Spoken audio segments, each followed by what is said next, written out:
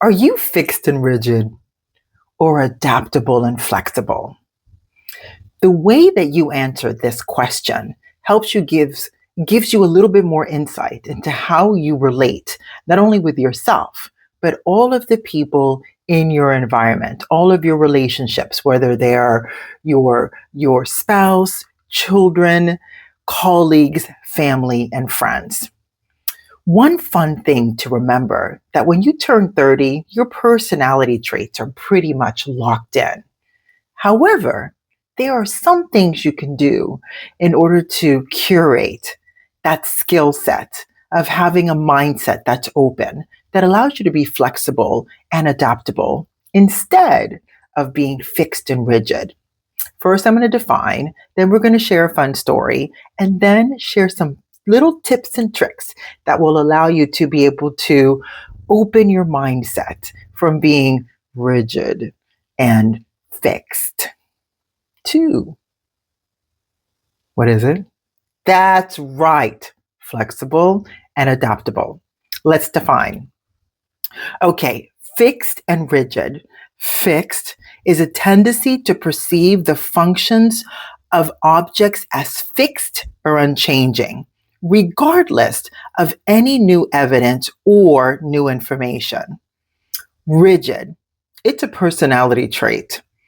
It's characterized by a strong resistance to changing one's behavior, opinions, or attitude, or by any inability to do this.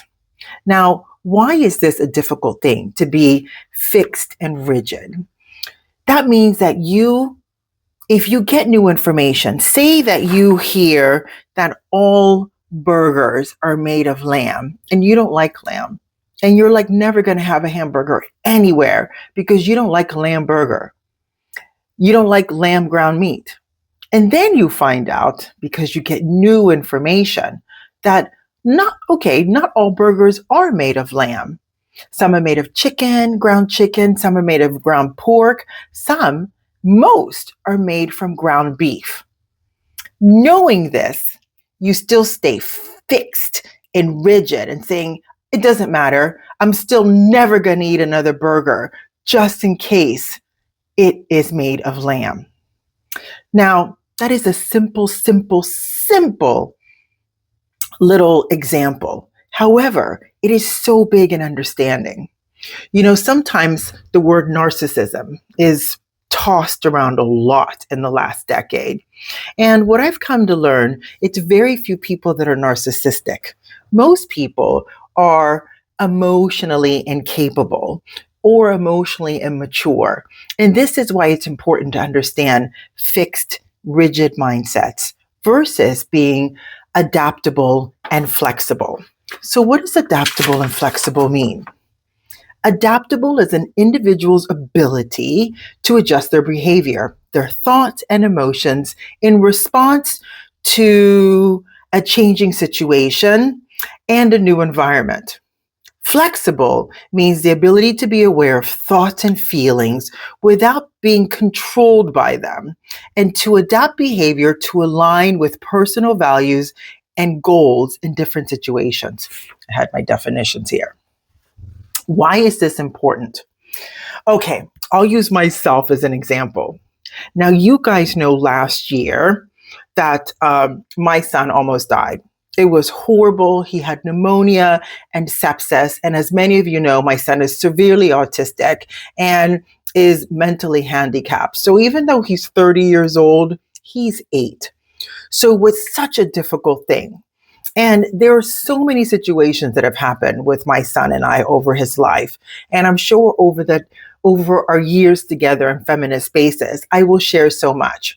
But I will share a little bit more about this situation with my son, because my son, when he was born, at 15 days old, he had a coarctation, which is a narrowing of the aorta. And he was blue, could barely breathe. Blood wasn't circulating, the oxygenated blood, and it was just a hot mess. And I was scared to death. And they fixed it with surgery. I was pretty good. So that's one situation. Second situation was when we moved here, and he lived with me until he was 19 years old. And then he's so lucky, and we're so fortunate that he lives in a fantastic group home here with just the most amazing staff. And I love them so very much.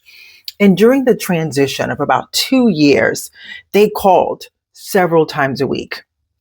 One, because they're getting used to each other. One, because my son wanted to be with me and they were getting to know him. So the phone rang often. And it got to the point that when my phone rang, I would be so scared and would go almost into a death spiral because it was always going to be a difficult situation. And I was scared to death, and it was a horrible situation. So my mindset was relatively fixed that every time they called, it was a horrible situation that I had to negotiate and move through to help my son be in a better position with his team, right? And it was every single time. And that was like a fixed mindset. I was very rigid because I just assumed that every single time the phone rang, that it was a horrible situation, like death and destruction spiral. And it was going to be a horrible situation for me to navigate with his team about him, right? And it made me scared to answer the phone. And then one day I realized, wait a minute, this is going to happen for probably another 2 or 3 years. So, what is it that I can do in my own behavior? How do I address my own thoughts and emotions around this situation it's going to change a little bit, but it's going to change slowly. And I can either be reactive and be scared to death every single time the phone rings, or I can recognize, hey, these things are just small challenges that I am going to talk the team through and vice versa in order to ensure that Zachary's in his best place. So that I was able to be flexible, to be adaptable to the situation, recognize that this specific challenge is not changing anytime soon, and that it's better to lean into it and figure out, how do I regulate my own emotions over the situation? And how can I look at this in a different perspective that allows me to recognize we're solving problems. This is temporary, and that it's going to be 2 or 3 years. So it's temporary, and that it's going to be changing. It's always going to get a little bit better and a little bit better. And that's the difference between when I had a very rigid mindset versus being a little flexible and a little adaptable, because I was able to regulate my own emotions around this huge challenge. And I was able to put things into place and become more responsive by having a little plan, a little, like the basic things that, when I looked over the course of every single time they called, it was over 3 situations that were recurring. And it was easy for me to say, okay, so when they call, it's going to be one of these 3 things. And these are the way that we solve it. And it's not, then we will figure it out when that circumstance or challenge happens. And this is the beauty of being adaptable and flexible.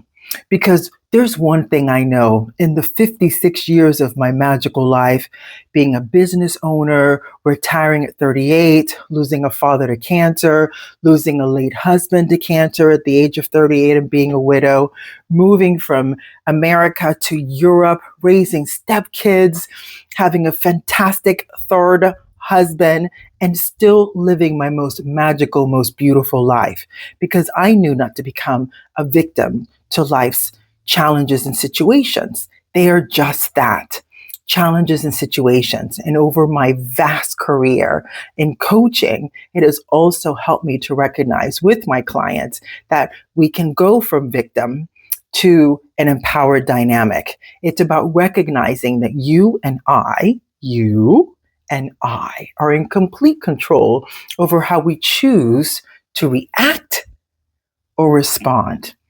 And that allows us to be flexible and adaptable in dealing with life's challenges. Because guess what? There's always going to be another challenge. You may as well be ready for it, because life overall is pretty freaking awesome. And then we have some pretty big valleys, some super high peaks, and the rest of the time, we're here. So It's always better to recognize if you are in a rigid or fixed mindset outside of a personality trait, know that most things are a skill that you can cultivate, you can curate, you can practice, and you can be disciplined because it's something that you want to do that's going to help you improve and how you show up not only for yourself, but how you show up for all the other people in your life, how you're able to negotiate your own space, how you deal with yourself, which amplified helps you recognize how you deal and engage with other people. I trust that this tidbit of information, understanding the difference between rigid and fixed mindset versus flexible and adaptable, helps recognize where in your life are you being rigid and fixed, or are you being flexible and adaptable? And if you are in a place where you're like, I am not going to change my mind about this. Why? Is it a non negotiable? Or are you just buckling down because you don't want the other person to win? Is it something that you've learned from your parents, perhaps the way that they argued or the way that they communicated inefficiently? Or did you learn that trait of your parents being open and vulnerable and supportive and loving? Because all of these things are learned behaviors. They're skills. They're skills that you learn and master. It's about effective communication. And you know, us here on Feminine Spaces, all of us women that are seeking how to have self discovery, improve relationship wisdom, and have a conscious life, all through having grace, femininity, being accountable and responsible for ourselves so we can show up better for one another out here in this magical world that we live in. I trust this helps.